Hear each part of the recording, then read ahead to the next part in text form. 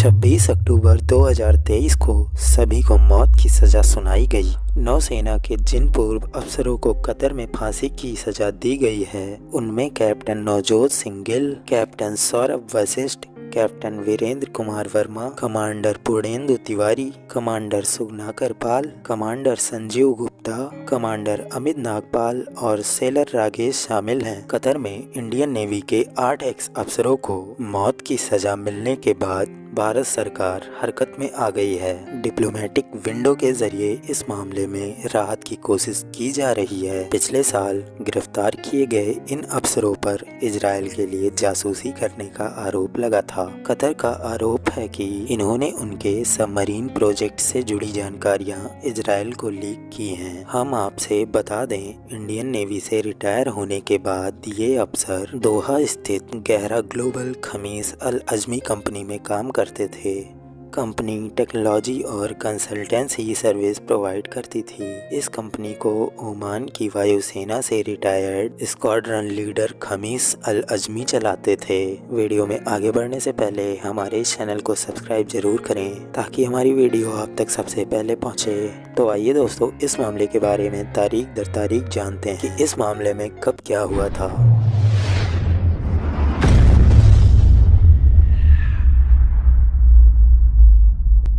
30 अगस्त 2022 Qatar की defence services के लिए काम करने वाली एक निजी कंपनी दहरा ग्लोबल खमीस अल अजमी को एक जोर का झटका लगता है। ये झटका इस कंपनी के लिए जितना बड़ा है उससे कहीं ज़्यादा तकलीफ दे भारत के लिए है, क्योंकि कतर की intelligence agency state security bureau अचानक इस कंपनी से जुड़े 8 भारतीय अफसरों को गिरफ्तार कर लेती है और इन्हें सीधे सॉलिटरी कन्फाइनमेंट यानी ऐसे एकांत सेल में बंद कर दिया जाता है जहां सिर्फ एक अकेला कैदी ही होता है। उसे ना तो किसी से मिलने की छूट होती है और ना ही किसी से बात करने की। ये वो 8 ऑफिसर होते हैं जो कभी भारतीय नौसेना के लिए काम कर चुके हैं, लेकिन अपनी गिरफ्तारी से पहले वो कतर की कंपनी के लिए काम कर रहे थे।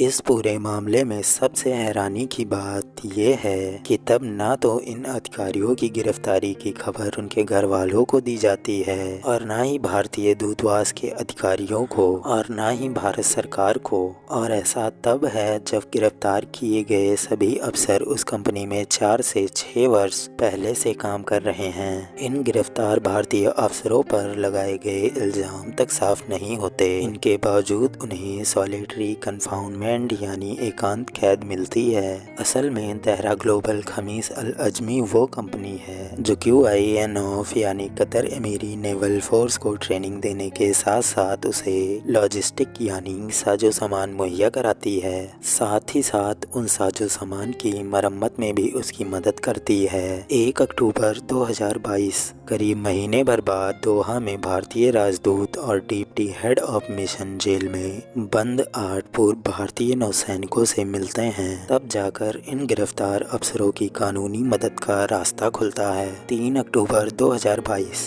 2 दिन बाद यानी 3 अक्टूबर को गिरफ्तार भारतीय अफसरों को काउंसलर एक्सेस यानी कानूनी मदद दी जाती है। लेकिन इसी रोज एक और नाटकीय घटनाक्रम सामने आता है। दहरा ग्लोबल खमीस अल अजमी के CIO खमीस अल अजमी अपने गिरफ्तार अफसरों की मदद के लिए सामने आते हैं, लेकिन कतर की एजेंसी उल्टा उन्हें ही गिरफ्तार कर लेती है और उन्हें भी सीधे 2 महीने के लिए एकांत सेल में बंद कर दिया जाता है। रॉयल ओमान एयरफोर्स से रिटायर खमीस अल अजमी दहरा ग्लोबल खमीस अल अजमी के मालिक थे और उनकी कंपनी इन दिनों कतर में नौसेना के लिए काम कर रही थी। लेकिन खमीस अल अजमी को 2 महीने बाद जमानत मिल जाती है। वे जेल से रिहा कर दिए जाते हैं। इसके बाद कई महीने गुजर जाते हैं। 1 मार्च 2023 इस बीच गिरफ्तार इंडियन नेवी के 8 पूर्व अफसरों की ओर से कतर की अदालत में कई बार जमानत की अर्जियां दाखिल की जाती हैं, लेकिन हर बार उन्हें निराशा ही हाथ लगती है।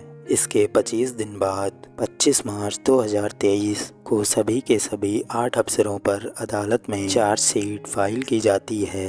इसके 4 दिन बाद यानी 29 मार्च से कतर के कानून के मुताबिक इन सभी के सभी अफसरों के खिलाफ ट्रायल की शुरुआत होती है। 30 मई 2023 एजेंसियों की रडार पर आ चुकी दहरा ग्लोबल खमीस अल अजमी नाम की ये कंपनी दोहा से अपना सारा कामकाज समेट लेती है और इसके ज़्यादातर कर्मचारी धीरे धीरे अपने अपने घरों की ओर वापस लौट जाते हैं, जिनमें ज़्यादातर भारतीय हैं। 4 अगस्त 2023 8 भारतीय पूर्व नौसैनिकों के लिए साल भर बाद तब पहली बार राहत की खबर सामने आती है, जब सभी के सभी बंदियों को सॉलिटरी कन्फाइनमेंट यानी एकांत के कैद से निकालकर जेल के वार्ड में भेज दिया जाता है, जहां उन्हें दूसरे कैदियों से मिलने की छूट होती है। इन वार्ड में वो अपने ही सहकर्मियों के साथ साल भर बाद मिलते हैं। 2 महीने गुजरते गुजरते इस मामले में एक ऐसा मोड़ आता है कि सिर्फ कतर की जेल में बंद इन 8 पूर्व नौसैनिकों के घर वाले ही नहीं बल्कि पूरा का पूरा भारत ही हैरान रह जाता है, क्योंकि कतर की अदालत इन सभी के सभी 8 भारतीय पूर्व नौसैनिकों को सीधे सजाए मौत सुना देती है।